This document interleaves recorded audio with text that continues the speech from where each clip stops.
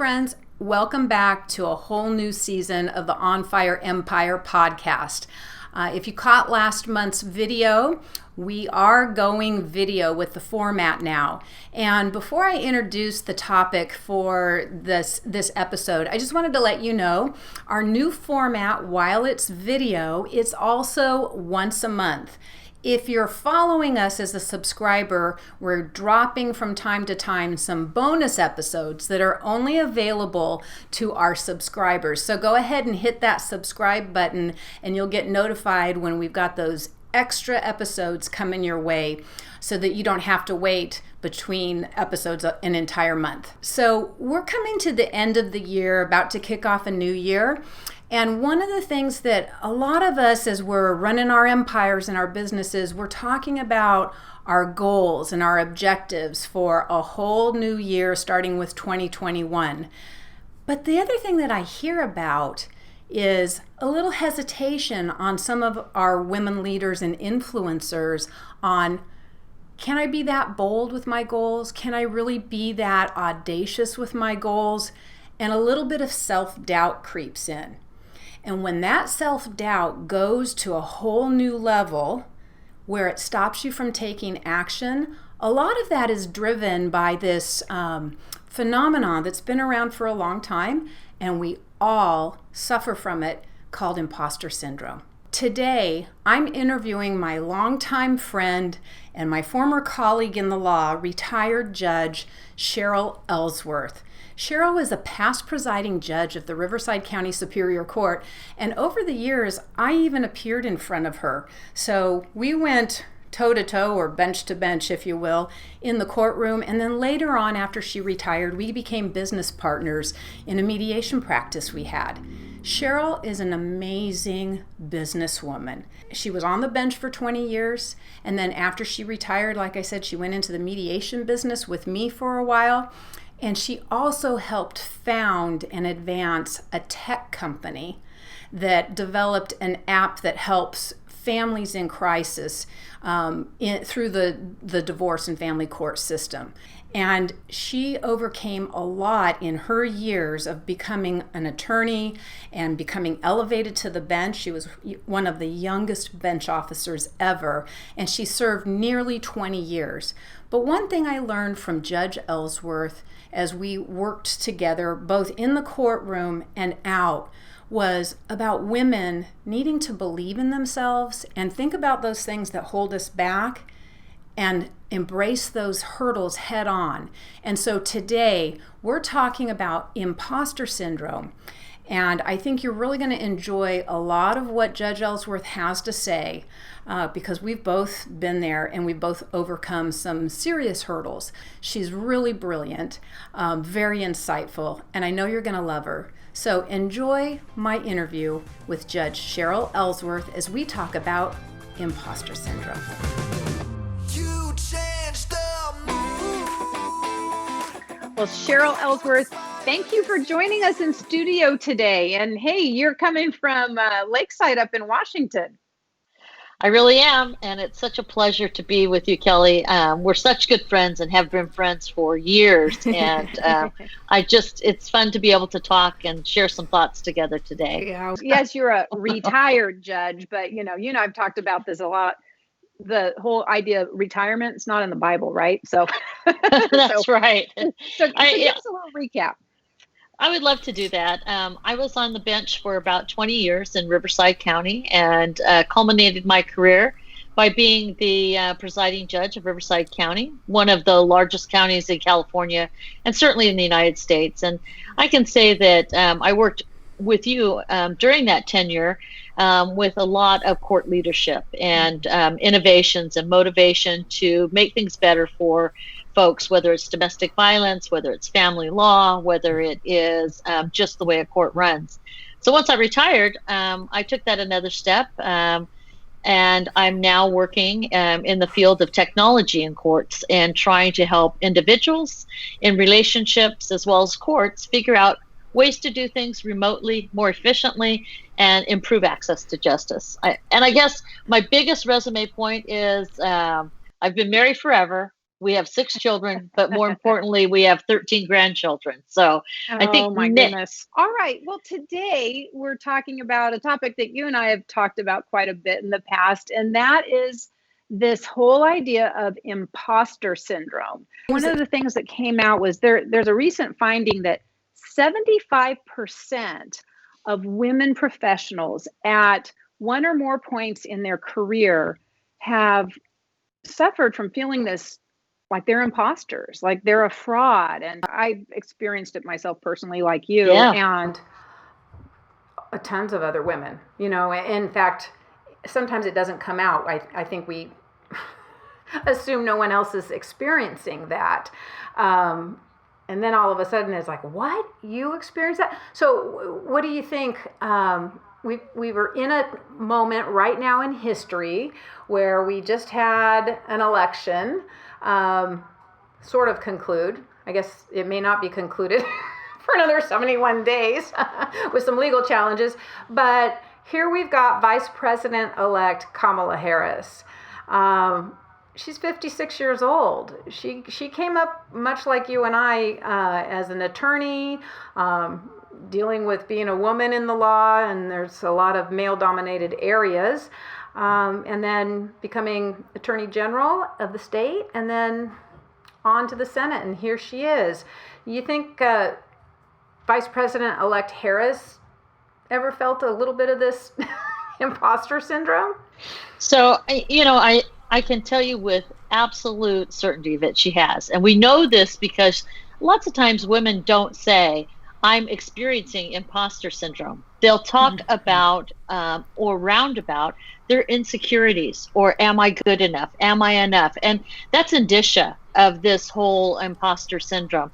And so for someone who is a self-made woman like her in a male-dominated role, a woman of color, a woman that has really been in the public eye and had lots of stones and sticks thrown at her, that there are quiet moments where that protective shield goes down and she thinks to herself, am I good enough? Am I enough? Can I do this? Which is the same as saying, am I an imposter? And so I am quite certain that someone like Kamala has experienced this. Yeah, and it's interesting too, because watching her come through the debates and things of that nature, did you recognize some of the things that happened to women, like in the courtroom when they were going up against men? When you saw some of the back and forth between Kamala Harris and Mike Pence?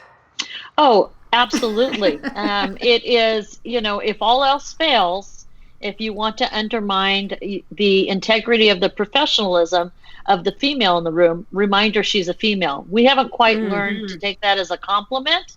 Instead, we see the color drain out of their, the pluck in their eye leaves and the perk in their smile starts to dissipate. And you can see that mind going, and am I good enough? And am I not good enough because I'm a woman and I'm not pretty enough? I'm not thin enough. All these things that men are not doing a inventory of, but women do. And so, I would see it. I would see, I remember very specifically a very young, very attractive woman who was a new attorney. You know her, Danica. And we'll call her Danica because it's a compliment what I'm going to tell her. And when she came through my door and she was a brand new attorney, she, you could see she did not have that feeling of confidence that she really garnered if she would just live up to what her smarts were, what her tactics were, and what she knew how to do and what had been trained for. And so I took her aside and we had a chat about it. And the next time she was confronted with that, I could see that she was working through that imposter syndrome, that feeling of not being enough. And many other young attorneys, and I know you've mentored them as well. When you see them in court, you want to say, come here, sister, let me put my arm around you. And let me tell you, let me let you in on the club that you belong to, that you think that you're not in a club, you think you're doing this solo. But come into our club and let us give you the remedy for this. Yeah, I love that. And that's really, we'll talk about that in a second, but the reality is, and the good news is, and the science shows that most women in leadership who suffer from imposter syndrome here and there.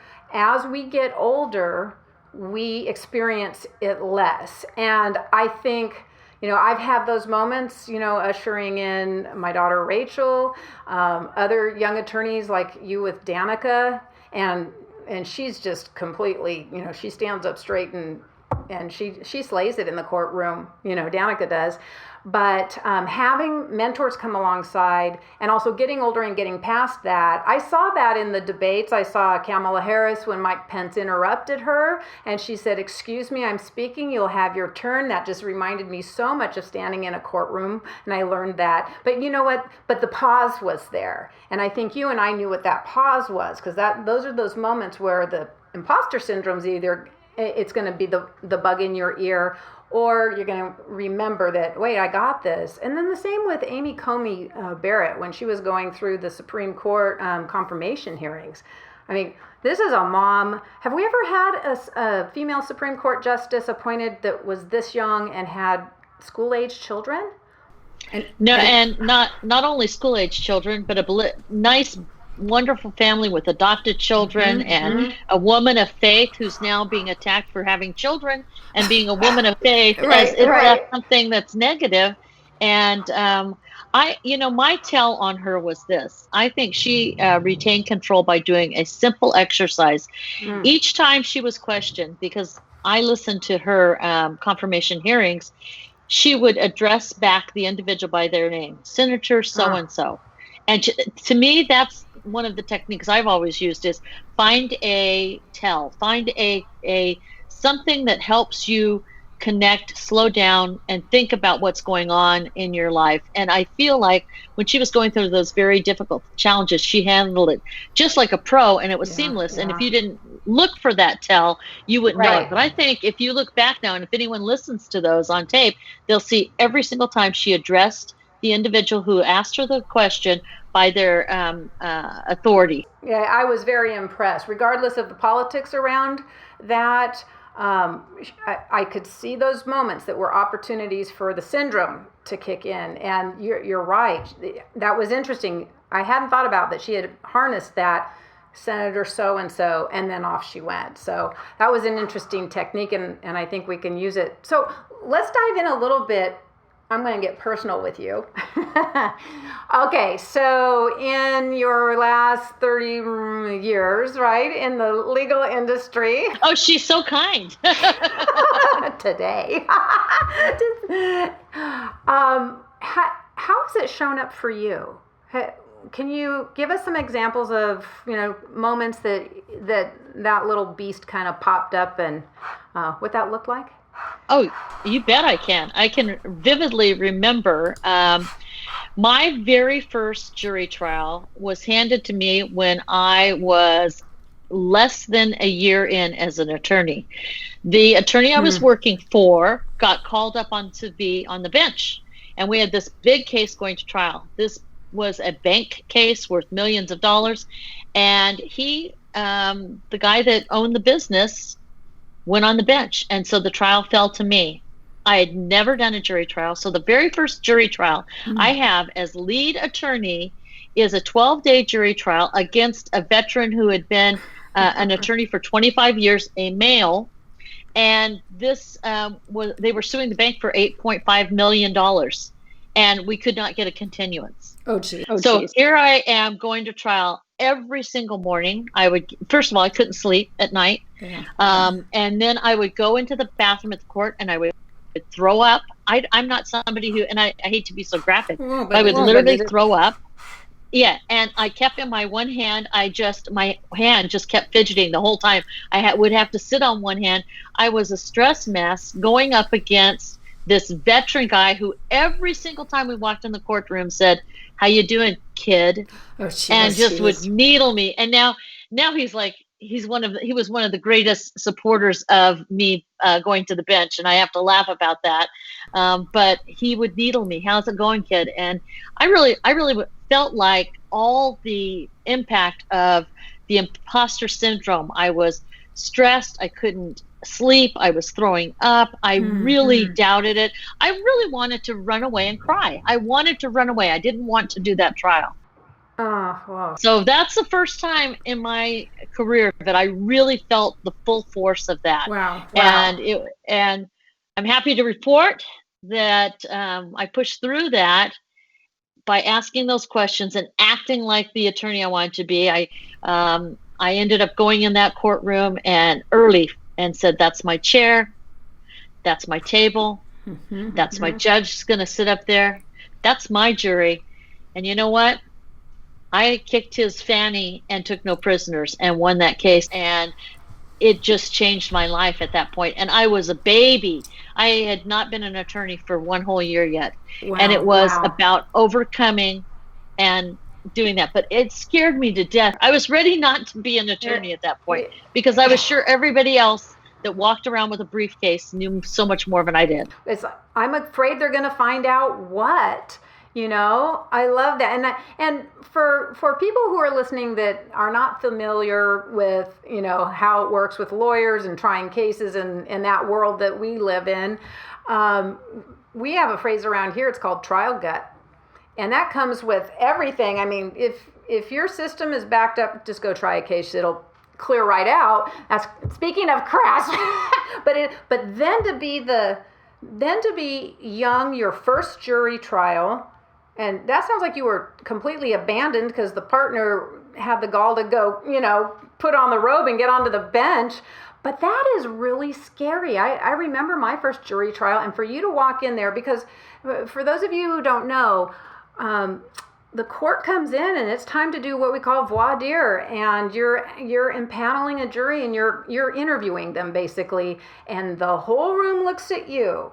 Okay, counsel, start your questions. And it's just, that's the opening where the door can be cracked open. So, well, what do you think in that moment?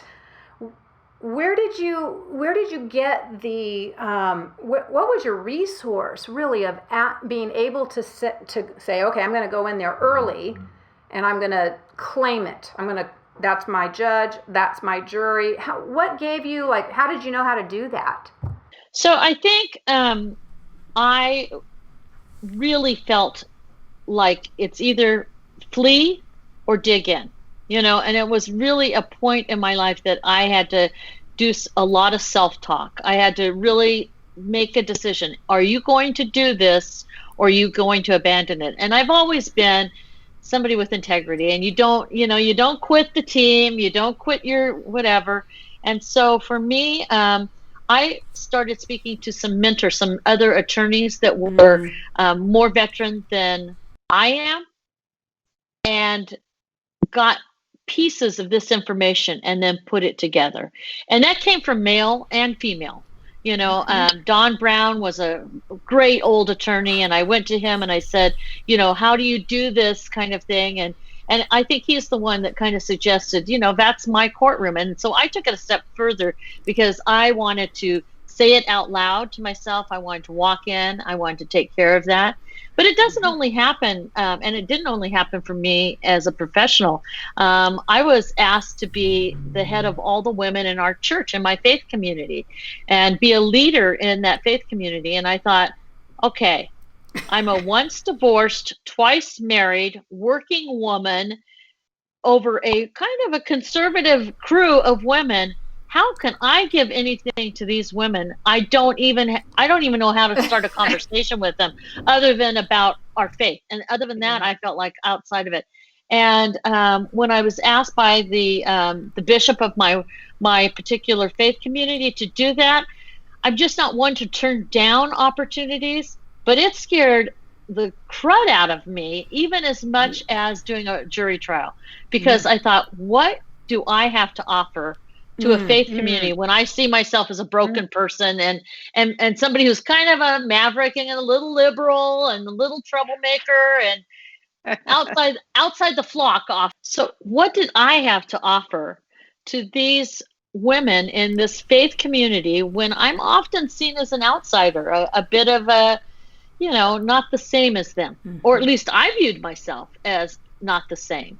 So when you found yourself in that position, and I love that, listen, but you don't back down from a challenge. So you didn't let it scare you off. You said, okay, let's do this. And then you and then you had to deal with all of the doubts. So what, the first thing we talked about was, in the jury trial, you got some outside mentoring to help you do some of those practices that calm you down and bring you back and beat down the imposter syndrome.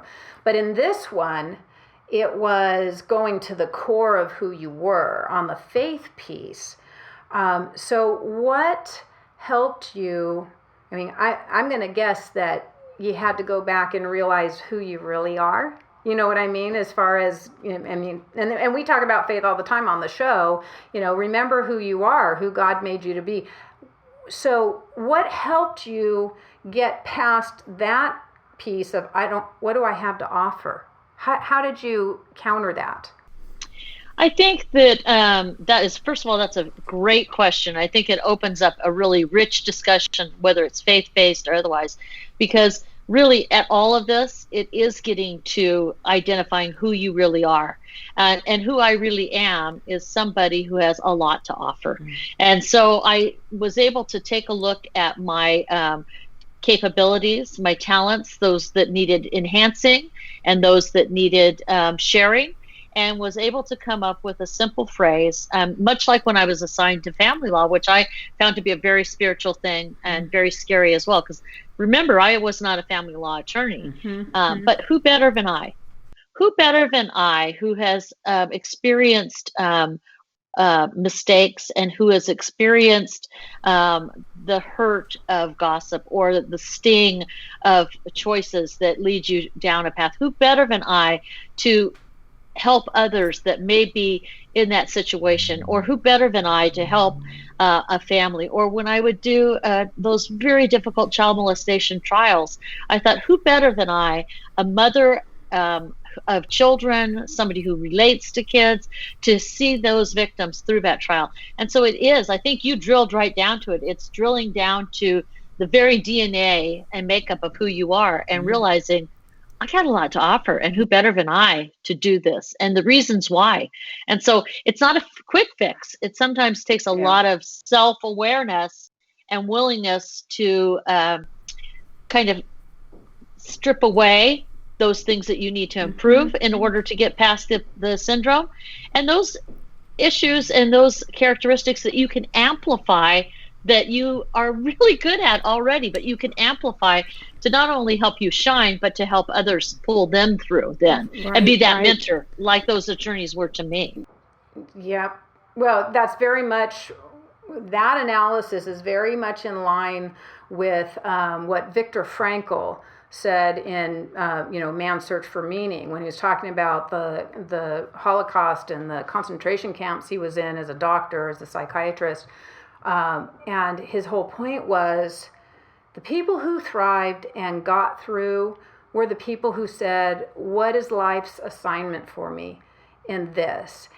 And so what I'm hearing, and what I'm almost visually seeing happen to you in that moment of you being called into that place of contributing and leading back to other women in the church, was not only digging down and going, okay, well, what do I have? And maybe they need to I've got something that can help them because of this past, because of these things I've experienced. But it's also within the framework of realizing and accepting that maybe you're being put there for a reason. There's a calling to it. That's it. And I think calling is the way to look at it. And I like even your profession being your calling, and I like your motherhood being your calling, and I like your faith-based being your calling, because when you elevate it to a calling and accept that it's a calling, then you know that you have something to give and something to learn, something to give, something to learn. And if you can identify both of those, then there is a purpose that puts you in a projectile to be successful. Not 100%, but if you say to yourself, I am here for a reason, this is my calling, why? Why me? And instead of, why me in that frenzy and that chaos and that scare? Why me?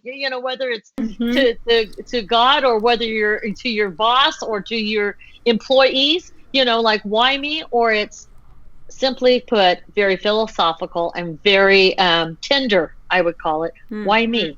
And how can I be an instrument in this process? I mean, I know you did it. You, Kelly, I know I'm to be interviewed, but certainly you and I had lots of discussions when you were the only woman on in leadership in the council, and some of the things as mayor and the council that you had occur, and also the pushback from individuals. I think that is a good story. Those are good stories. It's interesting because I think it dovetails back into your last point. It's really a faith piece, and I don't care what your belief system is. We act out in faith every day, and when we grow, whether it's in our careers or individually, personally, whatever it is, most of the time that growth comes because of and in spite of discomfort. And I can't really look back on a time where there was significant personal and professional development within my realm that was just comfortable. Oh, heavens no. So that was a faith piece to answer the call and just choose to say, either my boss has put me here, or God has put me here, or whatever, for the powers of the universe, whatever you want to call it. I've been invited to this space for a reason. Maybe I'll just step out in faith and trust it, even though I feel like a fraud. I feel like, that piece of it is faith. And I think what's interesting about that is identifying what fraud is, because I'm not Kelly Bennett, and she is magnificent and talented and extraordinary, but Kelly Bennett's not me either. And I'm extraordinary and talented, and all of us. So part of what is the residual for women, I think, is that we hang our hats on comparison as opposed to what our individual worth is. I am worthy, but if I compare myself to someone else, am I worthy enough? Am I good enough? And the minute we get locked into that comparison, which we have centuries to overcome with that, the media and now with YouTube and with filters and for all the things, women have such a hard time understanding their individual worth and path, because they want to step over to somebody else's path. They want to take all the worst parts of them and compare it with the best parts of their neighbor, or that other attorney, or that other, person that's running for something, or even other mother. I'm the oldest mom at the kindergarten dropping off. I'm the youngest mom, or what can I contribute? It's because we get locked into comparison. And I think comparison is a big piece of this. And again, that's what the research shows as well. But then that reaching out and having the courage, really, to say to another woman, I'm kind of feeling this way. Have you ever dealt with this? And I think most of the time we're surprised when that's the person we compare ourselves to, and they turn around and go, oh, are you kidding? All the time. Right. Exactly. Well, I mean, I have to do it all the time. I mean, I just recently taught nationwide on high conflict divorces to judges. So like the worst audience in the world. The only difference between them and God is that God is really God, and they just think they are judges, right? Right. And so I'm not. You said it, Isaac. That's right. But I mean, truthfully, because we're wired to all make these important decisions. So I'm teaching the worst audience in the world on high conflict divorce, a very complicated subject, and talking about parenting plans. And I'm doing it on a Zoom camera. So, I haven't even put on lipstick in 6 months. And yet I've got these technical things on Zoom, and I have to self-talk even with my expertise, because I'm fully accept that I'm one of a premier expert on this subject, whether it's domestic violence, complicated parenting plans. I know I'm an expert, but before I do something, even with this, with you and I do self-talk, and it sounds so funny because I'm not a silly person. I'm not a make up nicknames and that kind of stuff. But I literally look in the mirror and I say, hey, okay, Cher Bear, and I'm letting you in on a secret. If any of you call me Share Bear, we're not friends anymore. But Right, I that's look it. at myself in the mirror and literally self-talk. You have something to give. You are an expert on these fields. You know this. Even if you're not an expert, you know how to do this. And I have to have a conversation about myself, my talents, my failings, remember not to interrupt people. I think Kelly and I could step on each other's toes this entire cast because we broadcast because we have something to say and we get very excited. So I have to remind myself of my failings as well. I say, be slow, listen to the question, be diligent, be honest, stay within your integrity framework. Because when I operate outside my integrity, then I am a fraud. And what do you But mean if by I that? operate inside that, What do you mean well, by that? I think that all of us have core values. Okay. So my core value, if I really look at it, is I want to leave a mark on the world. I want to help people. And that's my integrity space.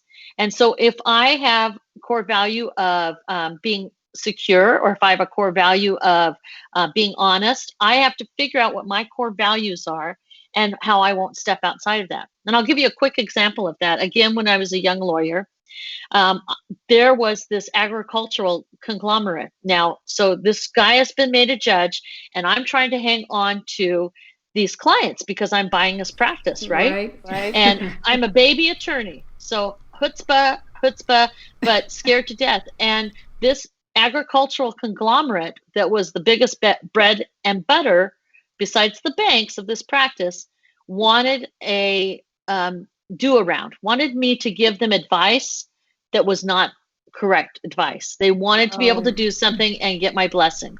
I was 36 years old, hadn't yet wore pants to the court. We had to wear dresses then. And I had to go meet with the millionaire owner of this conglomerate who's been a farmer his whole life, very large man that scared me to death. Yeah. And I had to go in there and tell him something he didn't want to know.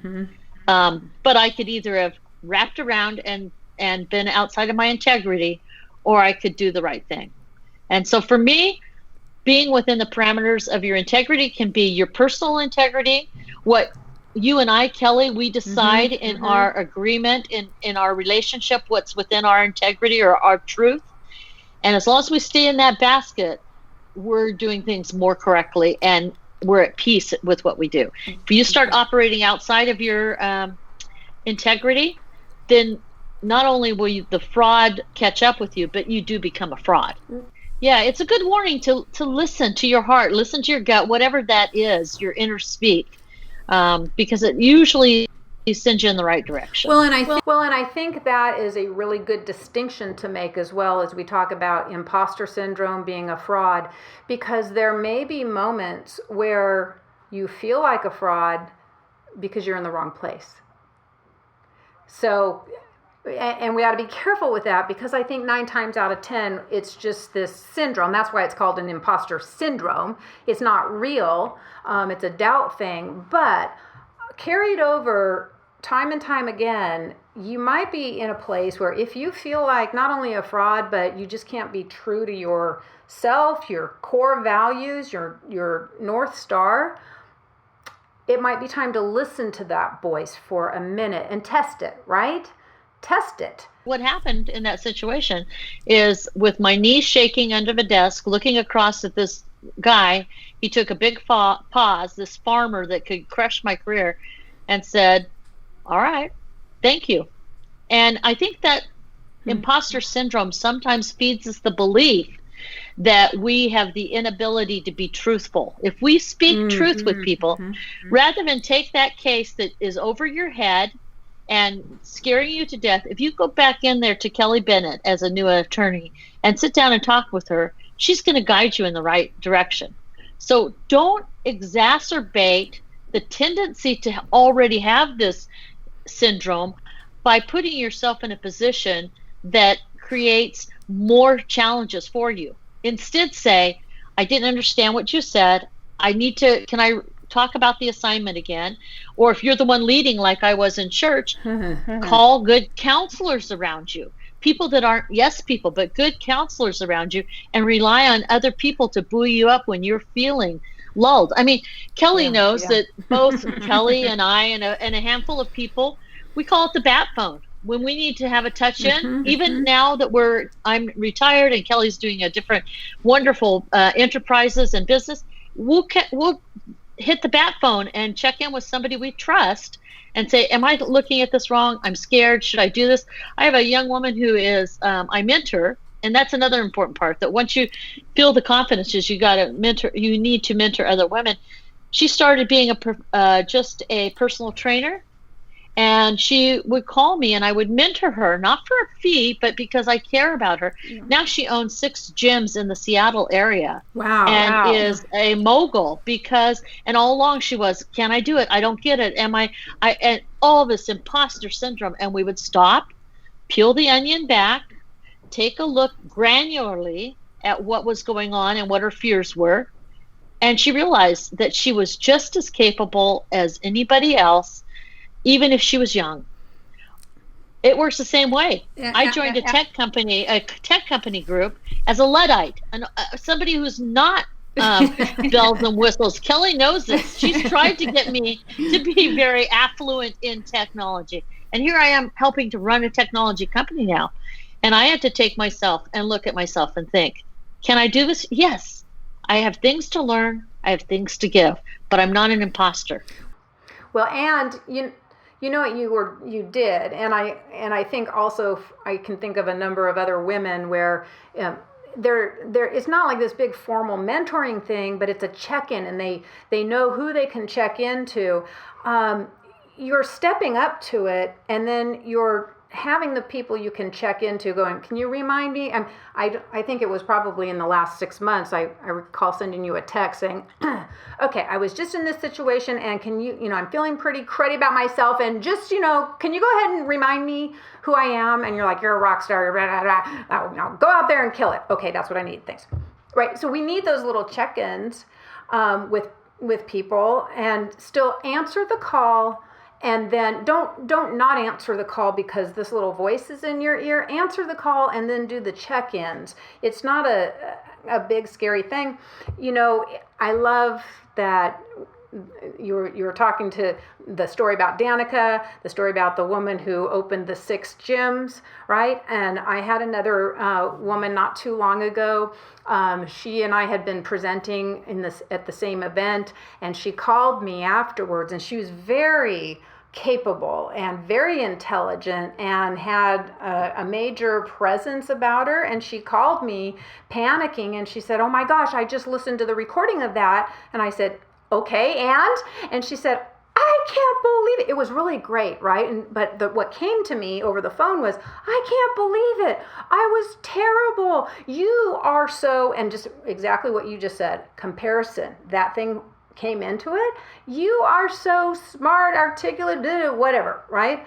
And I interrupted her, and I'm going to confess right now, I used a non-ladylike adjective or two, and I basically was jerking a knot in her tail, and I said, stop the comparison game. And she said, I'm not comparing. I said, oh yes, you are. And here's the comparison piece that I learned this in about 2 or 3 years ago. I heard it said best this way about when we compare. And when that voice says, but I don't have as much to offer as this person over here. It was said that, like you said, not everybody's a Kelly Bennett, not everybody's a Sherrill Ellsworth, or take your pick. And thank God, right, on so many. Oh boy, your audience has no idea. Anyway, but you still have something to offer, and even though it might seem like it's the same thing. So let's say she presents better than I, she speaks better than I. No. It's the way you present it. And what was told to me, the analogy was, when we went to school and in college, we could take the history class from Professor A, but a lot of us liked Professor B, and some people really loved Professor C, but they all taught the same thing, but they delivered it in their way. And so this comparison thing is crazy, because when we realize, we might have be doing the same kind of thing. Don't compare she does it better than me. It's you do it your way because no one else can teach it the way you can teach it, present it the way you can present it. Yeah. So there's room for everybody, I guess, is what well, we're all different learners, and we're all different educators, and we're all different sharers. And so it's almost like we all have receptacles, and the way that somebody presents doesn't fit your receptacles, but somebody else's giving you the same material will fit perfect. That's why people do well online and other people don't do well online. Some people like to study in a library. If I had to study, my husband is a dentist, and he studied in a quiet library. I had I was going to law school, children whirling about me, the radio on, this and that going. I like chaos when I study, and I learn in a chaotic manner as well, not him. And so we're all very different. And I have found his experience as a professional very different than mine. He has not struggled with this syndrome at all. That's interesting. I think he just, and my personality is way bigger than his personality. He's a more reserved and I would say less secure individual than I am. And he's not needy, those kinds of things, but I'm just being very blunt and honest. I'm gregarious. He is more solemn. All those things, one would think that I would be the one that would not struggle with it, but he hasn't, because his belief system, and I think it's in his makeup, being male, and I hate to be too gender specific, but in this case, I think it's the research backs it up. Men tend to think I'm a dentist because I took the classes and I passed the test, and I'm a dentist now. I've muscled through it. I'm a professional. I can do it. I'm expected to. And people, meaning both males and females, also shore that up by saying they're good enough as they are. They've got the credential. They've got the title. Even everybody in his office, they call him doctor, no matter what. They don't call him on a first name basis. Any dentist's office you walk into, and that's not because he demanded it. That's just the way it is. And so I think that men tend to maybe feel a little bit of it, but then they muscle through it, and they do not revisit it. They don't go back on it. Once they've had that few moments of, oh, here I am at my brand new job. Is this going to work? Am I going to be able to do this? Once they've accomplished a very small achievement, they're good to go. I think we like to ruminate as women. Right. It's not like we have the syndrome once, we go, okay, I got through that. But now, here's something new coming up. So I've got to ruminate through it all over again and compare myself. Growing up, I was a competitive swimmer, and I can remember being on the blocks, before they pull the gun to go. And there were some that just hesitated, and they were, we were halfway down the lane by the time they got off the blocks. And I think, at least my experience has been the same. Look, there's nothing wrong with acknowledging and celebrating the differences between men and women. And I can see exactly what you're saying in my husband, who happens to be an attorney. The difference between he and I in our younger years of dealing with, not sure if I'm qualified to do this, is he was up on the blocks, and his problem was he'd have to, stay on the blocks long enough for the gun to go off and not make a false start. He was ready to dive in the pool. Whereas I think I could see that very much as a woman. I would, worry about, should I even be on the blocks, right? They're not even worried about that. But where it would show up for him would be, he just like, okay, I'm called to do this, let's go. And I can remember a few things where he would be at court. I remember an arbitration hearing where I got a phone call in the middle of the day. And it was on a break, right? And he's down there, and something came up that he was very unsure about. And so there was, I'm not going to lie, there was a moment of panic. Oh my God, they're bringing up this, and I'm not sure, and dude. And I'm calm down, talk through it for about 2 to 3 minutes. Okay, got it, bye, boom, as if it never happened. And he was back to it. But I think that's very, very common. The men are, like you said, I belong on this team. I belong on this block. I'm going to figure it out. And if I don't, I'm going to call somebody, and then I'm going to take credit for it anyway, that like it was my idea. And they are much better adapted to muscling through this syndrome, where we as women cling on to it just like our memory of who said something mean to us in 3rd grade. And it's like we've got to let it go, and we've got to accept that we all have something to offer. We really do. Yeah. And that none of us are imposters, that we all have something to offer and something important to offer. Well, I think this has been a really great discussion, Sherrill. Thanks for sharing your insights. And what we're going to do is, there were some really tasty nuggets in this one.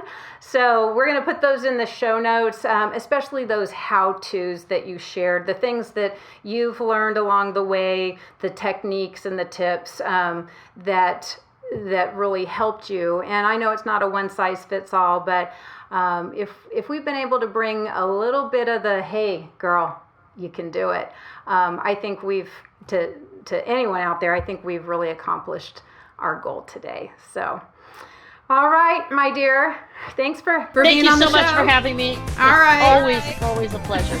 Always. Thank you.